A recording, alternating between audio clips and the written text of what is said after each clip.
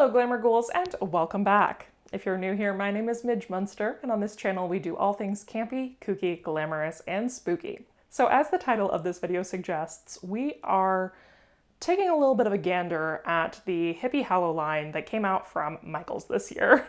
And specifically, the inspiration for this video came from the fact that 2 years ago, in 2022, I made a video talking about what trends I thought were coming for Halloween decor, slash what trends I would like to see in Halloween decor. And I'll just insert that clip here for you.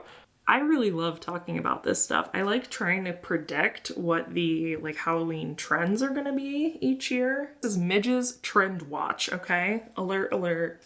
Trend watch. I think something we're going to see this year is a late 60s, early 70s kind of flower child vibes, very groovy. I don't know if we'll see that in Halloween. I would love to see that in Halloween. If we had, I don't know, a really cool, jack-o'-lanterns with big, heart eyes, oranges and yellows. I think candy corn scheme, but make it groovy. I think that could be super cool. I would really love to see some of that in this year's decor. I don't know if we'll get it. Maybe I'll make it. It'll be interesting. Come back. Tell me if I was right later. If we see that, I'm gonna be like, tell him Midge sent ya, she knew. So both this and all the other trends that I predicted in that video have actually come to fruition this year, which I think is very funny. Obviously a couple years down the line, but I was like, man, somebody needs to hire me as a trend forecaster. So when I heard that Michaels was doing this Hippie Hallow line that was going to be kind of this flower power 60s vibe, I was super excited. I couldn't wait to see it in person. And then when I did, unfortunately, I felt personally a little disappointed by it. Not that it was bad or anything, just that it was not really at all what I had anticipated. And because I had had this idea already in my mind of what I thought that line looked like, I just kind of set myself up to be disappointed, really, is what happened. So basically, when I went to see the line in person, I found myself being like, man, I really wish they had made this. I really wish they had done this way. And that inspired me to make this video. So basically what we're doing today is Hippie Hallow Midge's version. But first we need to go to the footage for Michaels and take a look at what we are riffing on. So I'll throw it over to that footage and then we will get started. All right, we're here. Let's talk about it. So this is the overall color story, which I don't hate. I know a lot of people have been kind of meh about this, but I actually really like the colors they picked. I just feel like they didn't do anything past the color story per se. A lot of flocking, which was kind of and velvet's an interesting choice to me for a hippie line. There's also a whole chunk of this collection that is just disco balls and disco adjacent decor. And to be honest, I find this kind of confusing, specifically because this line is called Hippie Hallow, and disco wasn't really a part of the hippie movement. Disco is the 70s, and the hippies were really more of the mid to late 60s. So I think there's a couple ideas here that aren't really meshing together. And then again, we have a lot of things just kind of in the colorway that don't really have anything to do with the storyline of a Hallow hippie collection. Yikes. But let's talk about some of the things that are happening where I see potential and that I think we should build upon. This was actually the item I was most excited about, was this tray and the shelf that matches, but in person and for the price, I'm not really sold. But I do really like the floral motif that they used for this line. I just don't think they used it enough. I also like the idea behind these ombre pieces. I think they were almost going somewhere with this. I think we can improve upon it by actually making them tie-dye is what I would have liked to have seen for a 60s vibe. but I think we can create this in our own way that is better. I specifically want to use these 3 like really bright colors that they used on the skeletons, but in more of a tie-dye fashion. I also think it's interesting, every year, right, we see every iteration of a skeleton doing something, right, for these lines. And they even did like skeleton hands for this line, but not one doing a peace sign, which I think is interesting. So we'll definitely be incorporating that as well. Okay, I just had to drop in here. I'm at a different Michael's today looking for something else, but I found this. So I stand corrected. They did at least do one peace sign. Also, in my clip from a couple years ago, I talked about these like flower eyes. This is the only piece that has them, and I feel like that was a missed opportunity to do more with that. So we'll definitely be playing with the sunglasses and just the flower eyes in general. And this is what I'm talking about with like missed opportunities for that floral pattern. They put it on this sign, but then didn't use it for the sheet ghost, which I think is odd. They've got several sheet ghost options, but nothing in that floral sheet pattern. And so I think we could expand upon that for sure. They have a garland of the sheet ghosts, and I think maybe that's something I want to replicate with ours. Again, in the garden and stuff. So close, so close. Well, I stand corrected. They did make one. It's just not part of the Hippie Hallow line. It's in the garden stuff. So we actually might go ahead and buy that and convert it to our purposes. All right, so now that we've seen what Michael's is doing, let's talk about my ideas for this project. So like I mentioned in the store, my biggest issue with this line is that there's really no homage to the hippie era to speak of. So I tried to focus my designs on things that specifically harken to the 60s. There are a few things in here that are just kind of upgraded versions of what we saw at Michael's, like this floral ghost garland. I think we can do it better. Also, like I said, they had kind of that gradient pumpkin, but I think we can do more of a tie-dye pumpkin and just make it fit better into the world of these pieces. I also want to do a large scale ghost, kind of like the ones they had, like the standing disco ghosts they had, but I want to do it as a floral sheet ghost with little piece sunglasses or something like that. Still focusing on that kind of flower power vibe, I definitely want to do a floral eye jack-o'-lantern we're going to carve, as well as making some flowers that are a candy corn petal, but in that color scheme. And then as far as making sure we really draw in that 60s vibe, I wanted to incorporate some actual peace signs like the skeleton peace hand, which we did find one. We're going to use that, but also incorporate that symbol in some other ways. I want to make a rest in peace tombstone sign that has that peace sign. I think with the play on words there, we can't not do that.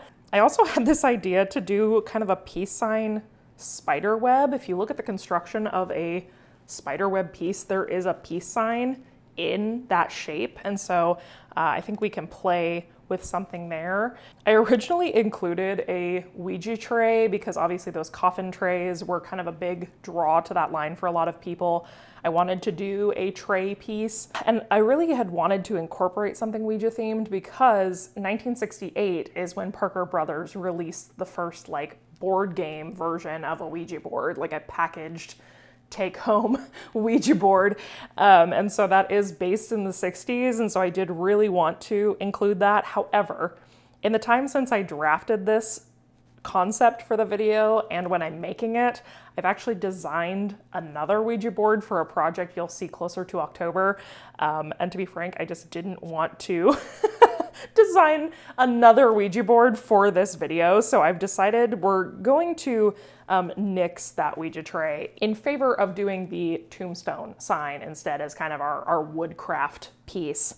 And then finally, what I'm most excited about is this ghost lava lamp. Again, lava lamps really speak to this era. Many of you know that I have a lava lamp full of ghosts as a tattoo on my arm that has like UV reactive ink so it glows. So the idea of making one of these, you know, three-dimensional and making it like functional and fun, I am really excited about that. My goal is to make this in a way where we can put like a puck light or something in the base that you can control with a remote so that it actually glows and lights up. I think that's gonna be kind of the star of this collection. So those are my ideas. I'm really excited about this. I think that as a whole together, it looks really good. I'm excited to get it all out of my brain and into three-dimensional space and see it together. I think we can knock out all these projects in a couple of days, I'm hoping. I think today we're gonna start with kind of all the fabric-y, like textile projects, the ghosts and the flowers and things like that. And then tomorrow we'll do kind of more of the like technical heavy stuff. So let me clear this area, grab our supplies, and we will get started. So starting out, I have these fabrics that I ordered from Spoonflower. I'll link this design in the description, but I found this through one of my favorite creators, Keiko Lynn, and I've wanted to use these fabrics for a project for forever. I think they're so cute. So I got two different scales of the print, a small and a larger scale in both colors, and we're going to use the small scale with these tiny foam balls that we're going to use to create our sheet ghost garland. And then I've got these two larger foam balls that we'll use to create the tabletop ghosts with the larger print fabric. But we're going to start with the small scale, and I'm going to cut out some 7x7 squares. So first I'm just going to mark these out with a ruler, and then I cut, I believe, 4 of each of these fabrics, and they'll be just the right size to cover those small balls, just like this. So we need to just cut a few more of these, like so. Then I'm just going to use hot glue to attach the foam ball to the inside of the fabric. And as you can see here, I've rounded the corners just a little bit to prevent it from looking so jagged and sharp at the bottom. We want it to have a nice soft look rather than a like folded handkerchief look. So I just rounded those and that helps that look. And that is what they look like once you get it all set up. I've cut some black circles out of felt to make little eyes for each of them, and we have them in the 2 different fabrics. So now to make the rest of the pieces for our sheet ghost garland, I am just making a template for the candy corn flowers that we're going to be making. Just drawing out these petals and the shapes that are going to be a part of each of them. I just want to have a template so that it'll be nice and easy to cut all these shapes out. I start by tracing the full shape on the orange felt. I just decided to use the orange as the backing for all of these flowers, and that ended up being a lot easier than cutting individual pieces for every single candy corn. Then I traced the yellow flower on there and just snipped the ends of these flowers to create the little bottom pieces of each candy corn. And I did a similar thing with the interior part for the top of the candy corn in a little light pink felt. Then once they were all assembled, I got out the rope ribbon type thing that I'm going to be using for the garland itself and attached the flowers like so, just using a backing piece to envelop the rope.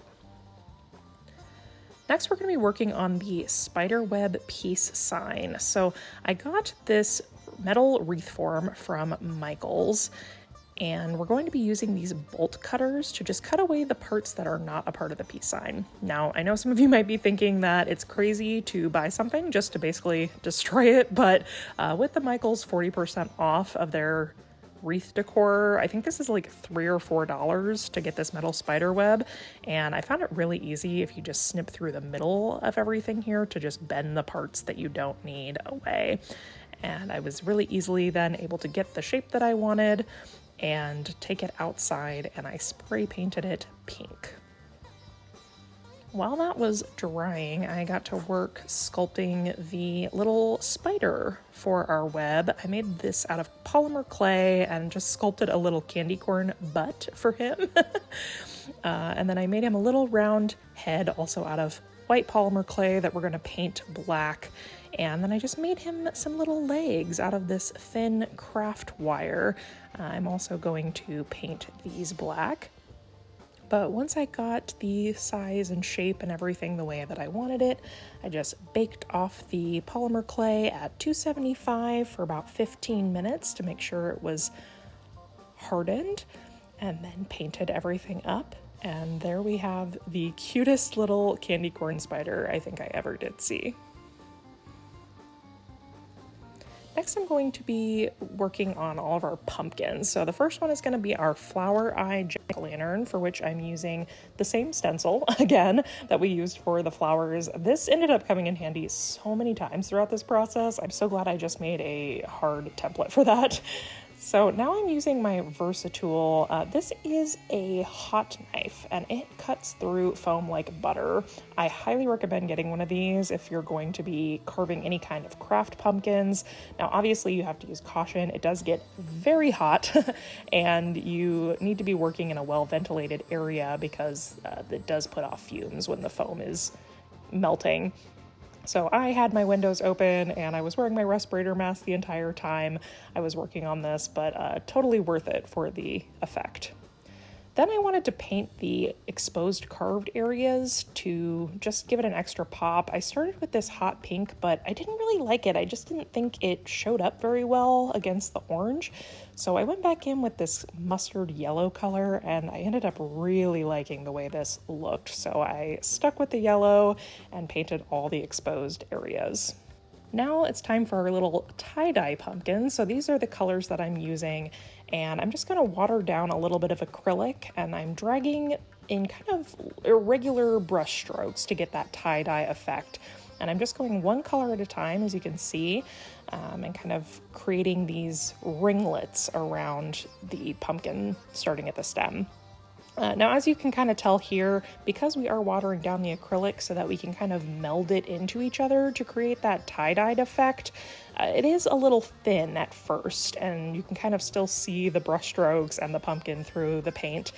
But I ended up going back in, I think 2, maybe 3 times, and really thickening that up. And once it dried, you couldn't see the brush strokes, and it looked really nice. Once everything dried down, I liked the way it looked, but I decided it needed something a little extra. So I went in and sketched this peace sign design on this and decided to carve this pumpkin as well. I thought the peace sign would really tie in that spider web piece and just really bring everything together. While I had the paint out, it was time to fix the color situation on this skeleton hand because it's got this murky, muddy look that doesn't go with our aesthetic. So I picked up some of this light pink paint and filled in the shadowed areas with pink. I'll show you how this turned out later, but it really brought this into the fold of what we're doing here.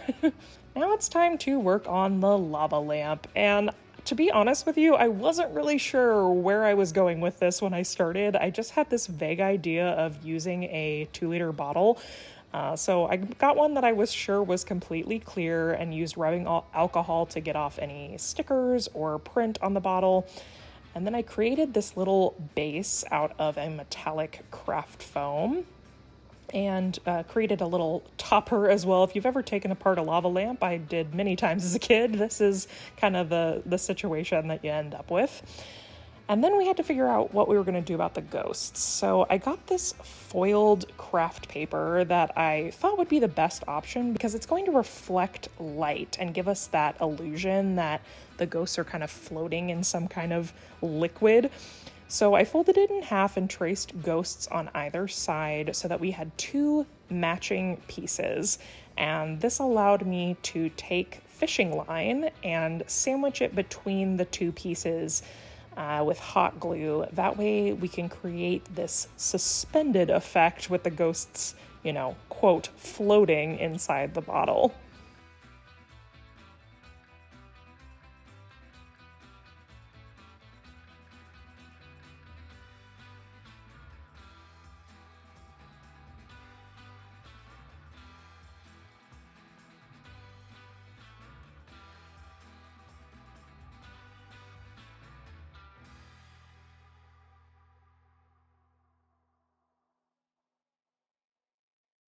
The last piece we have left to work on is our tombstone sign. So I knew that I wanted to create this like rest in peace motif with the skeleton hand to bring in that imagery from the vase that we have, but beyond that I wasn't really sure where I was going with this.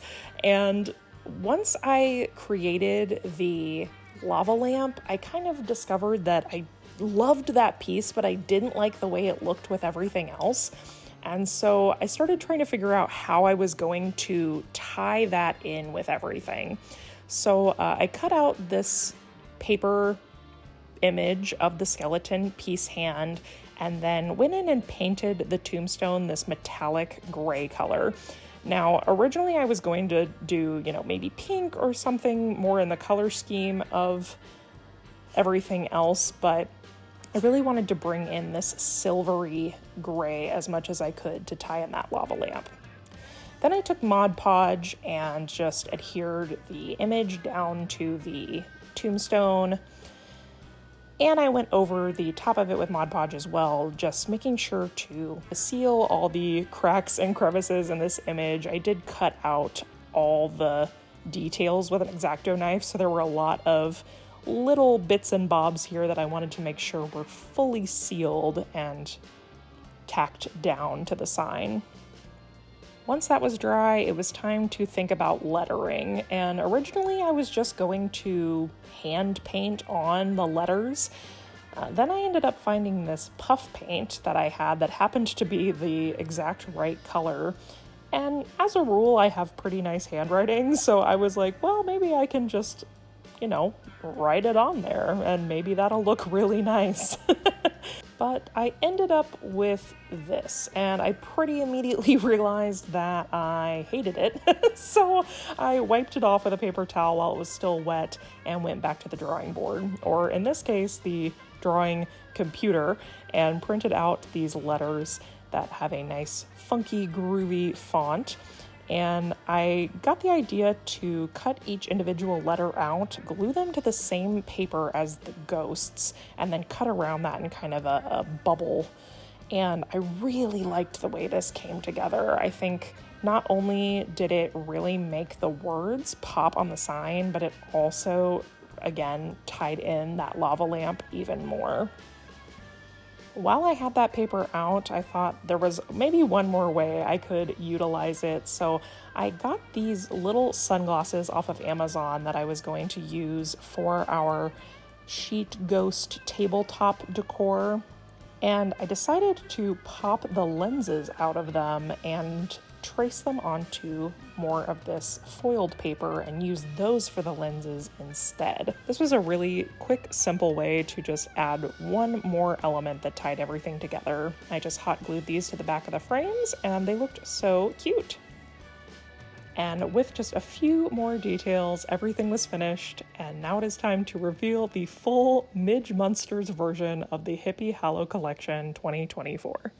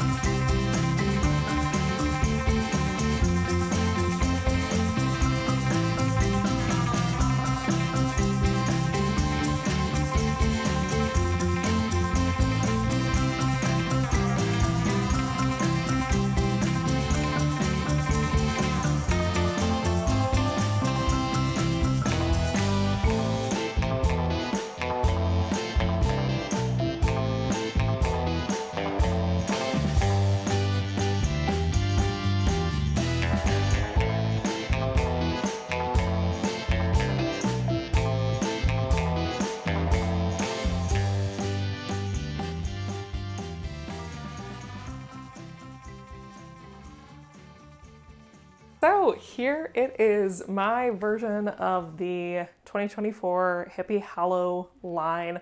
Y'all, I am thrilled with how this came out. I will say I spent way more time on this than I ever initially planned. There was definitely a period where I thought it was not going to come together. It was right around like when I made the lava lamp and it didn't really fit with the other things I had done. I started thinking like, oh no, this is not gonna look like a cohesive line. But I think this was a really good like exercise for me in just trusting the creative process and not pushing myself through something when I'm feeling stuck.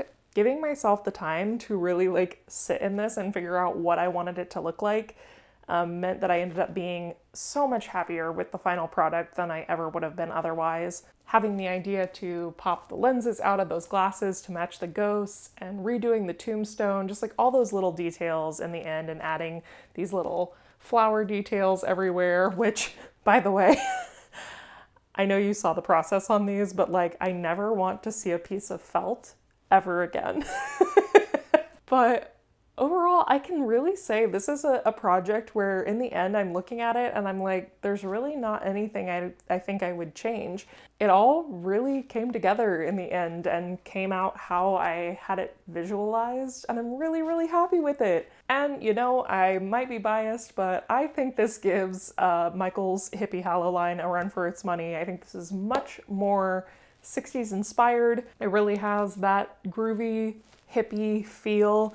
I love this piece. This is probably my favorite piece, I have to say, either that or the lava lamp. I really love how like it's so simplistic, but it really like drives the point home, you know? Obviously I can't compete with the fact that like I don't have manufacturing abilities, but the fact that this is all handmade and looks the way it does, I just feel really happy and proud of it. The other part of this that I'm really excited about, and the reason that I feel like I was also really particular about wanting everything to look as best as it possibly could, is because I have decided to give away this entire collection. I love it so much, but I don't have anywhere for it. I have plenty of Halloween decor. It doesn't really match any of my stuff. And I thought, you know, it would be really cool to gift this to one of my Patreon subscribers when it's finished. So if you are a paid member of my Patreon, you're going to have the opportunity to enter to win this entire collection. All of it will go to one person. We're gonna have kind of a little contest over there, so you can check that out. I'll be posting an image of the collection with the rules of how to enter for the contest, and so you can just keep an eye out over there. If you're not a member of my Patreon and you'd like to be, and you'd like the opportunity to possibly win this full collection, you can check that out at the link in the description box below. And of course, if you're looking for more content from me, you can check out my Instagram, my website, and you can listen to my podcast, Ghouls Night In, anywhere that you listen to podcasts. Thank you all so much for watching today. If you're not already, be sure to subscribe to the channel before you leave today. I just noticed this morning that we're getting like dangerously close to 50K, and my birthday is in like 2 weeks. So that would be the best birthday gift that y'all could give me, would be to get me to 50K. That's been like a stretch goal for a really long time. You know, I would be like, oh, it'd be cool if that ever happened. But we're like dangerously close now, so that's really exciting. Thank you for that. Plus, you're gonna wanna hang around. It is time to start decorating. The first video in September is gonna be a decorating video, and I'm really excited about this one. We've also got another video coming up this week that's a bit more like media property specific. I've got some exciting collaborations coming up. There's just a lot of exciting things happening as we kind of shuffle our way into October, so you're definitely gonna want to stick around. Thank you all again so much for being here. Thank you for watching. I hope you have a wonderful rest of your day, and until next time, keep it campy, kooky, glamorous, and spooky. Bye!